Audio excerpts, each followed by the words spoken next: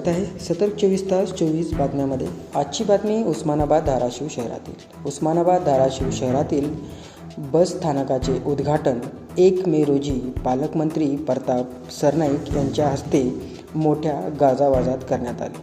परंतु आज 17 मे रोजी म्हणजे अवघ्या 16 दिवसातच पावसामध्ये बस स्थानकाची अवस्था काय झालेली आहे हे आपण पाहू शकताय। आम्ही या व्हिडिओच्या माध्यमातून या बस स्थानकाची अवस्था कशा प्रकारे झालेली आहे व काम कशा प्रकारे करण्यात आलेलं आहे। सर्वात मोठा प्रश्नचिन्ह येथे निर्माण होतोय की बस स्थानक तयार होण्यासाठी अजून काही दिवस शिल्लक आहेत, परंतु त्या अगोदरच थाटामाटात उद्घाटन झाले हे खरे, परंतु बस स्थानकाची अवस्था पहिल्याच पावसात कशा प्रकारे झालेली आहे हे आपण पाहू शकताय।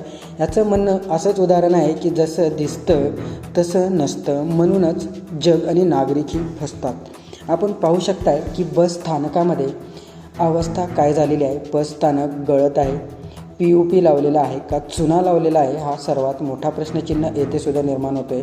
का या बस स्थानकामध्ये टक्केवारीचा प्रश्न निर्माण होतोय का, येथे टक्केवारी देण्यात आलेली आहे का असा निकृष्ट दर्जाचा काम करण्यात आलेला आहे, जो की पहिल्याच पावसामध्ये बस स्थानक गळत असल्याचे दिसून येत आहे। व बस स्थानकाची अवस्थाही आपण पहा की या बस स्थानकामध्ये रस्त्याची अवस्था काय आहे। म्हणजे बस स्थानक फक्त नावाला उद्घाटन झालेले आहे आणि दशा आहे तशीच, म्हणजे जेव्हा अगोदर होती तशीच अवस्था अजूनसुद्धा उस्मानाबाद धाराशिव शहराच्या बसस्थानकाची दिसून येत आहे। यावर नागरिकांची प्रतिक्रिया तर खूप वेगळीच आहे। तो प्रतिक्रिया नागरिक हा फक्त दिखावा करण्यात आला आहे असं सांगण्यात येत आहे। यामध्ये उद्घाटनाच्या नावाखाली अपूर्ण आणि धोकादायक अवस्थेतील बसस्थानक सुरू करण्यात आले आहे। म्हणजे हे बसस्थानक धोकादायक होऊ शकते का हा एक प्रश्नचिन्ह आहे।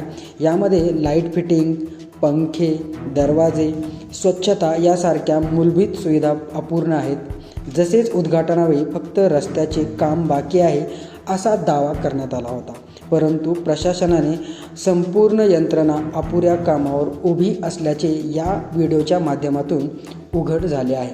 आपण पाहू शकताय की हा बसस्थानक खरंच योग्य तयार झालाय का, यामध्ये काय निकृष्ट पद्धतीचे बांधकाम साहित्य वापरण्यात आले आहेत का, याची व्यवस्थित पाहणी करण्यात आली होती का, जसे की याचे प्रशासनाचे इंजिनियर असो किंवा यामध्ये जे अधिकारी आहेत यांनी याची तपासणी योग्य केली होती का, हा एक सर्वात मोठा प्रश्नचिन्ह निर्माण होतोय की खरंच फक्त एखाद्याला कॉन्ट्रॅक्ट दिल्यानंतर तो कॉन्ट्रॅक्टचा काम पाहणं असतो किंवा नसतो, हा एक प्रश्नचिन्ह निर्माण होतोय। परंतु धाराशिव उस्मानाबाद शहराला बस स्थानकाची खूप मोठ्या प्रतीक्षेनंतर उद्घाटन करण्यात आले होते व बसस्थानक तयार झाले, परंतु हा बसस्थानक धोकादायक असल्याचे दिसून येत आहे। पुढे चालून हा बसस्थानक धोका उद्भवू शकतो, नागरिकांचा याला धोका होऊ शकतो, कारण हे बसस्थानक पहिल्याच पावसामध्ये गळताना दिसत आहे।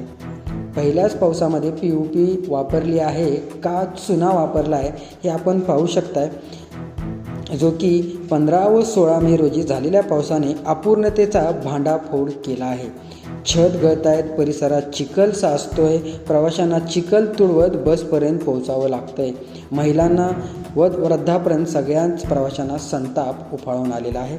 धाराशिवला परिवहन मंत्री पालकमंत्री म्हणून लाभले तरीही त्यांच्या खात्याअंतर्गत असलेल्या बसस्थानकाची ही दुर्दशा म्हणजे थेट नागरिकांच्या अपेक्षेची थट्टा आहे असं दिसून येत आहे।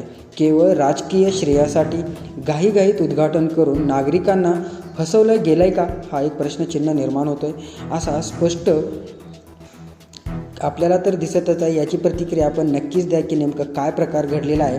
आता नागरिकांचा रोष याच्यावरती शेगेला पोचला आहे। संबंधित प्रशासन, ठेकेदार आणि जबाबदार अधिकाऱ्यावर कारवाई करून अपूर्ण कामे तातडीनं पूर्ण होतील का, हा एक सर्वात मोठा प्रश्नचिन्ह आहे। कारण हे अपूर्ण काम झालेलं बसस्थानकाचं गळत असलेलं व वेगवेगळ्या ठिकाणाचे कामं अजून अपूर्ण आहेत व नागरिकांना याचा त्रास सहन करावा लागत आहे।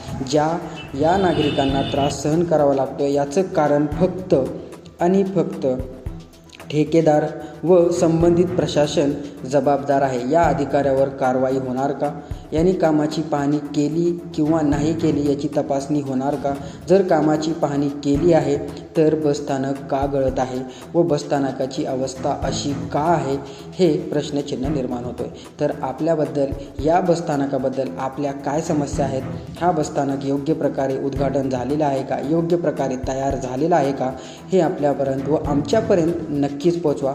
कमेंट बॉक्समध्ये आपली प्रतिक्रिया नक्कीच कमेंट करा व अजून आपण आमच्या चॅनलला सबस्क्राईब केले नसेल तर सबस्क्राईब करा, कारण येणाऱ्या नवनवीन बातम्या आपल्यापर्यंत नक्कीच पोचतील. सतर्क 24 तास 24 बातम्या ब्युरो. मी अल्ताफ शेख, उस्मानाबाद, धाराशिव.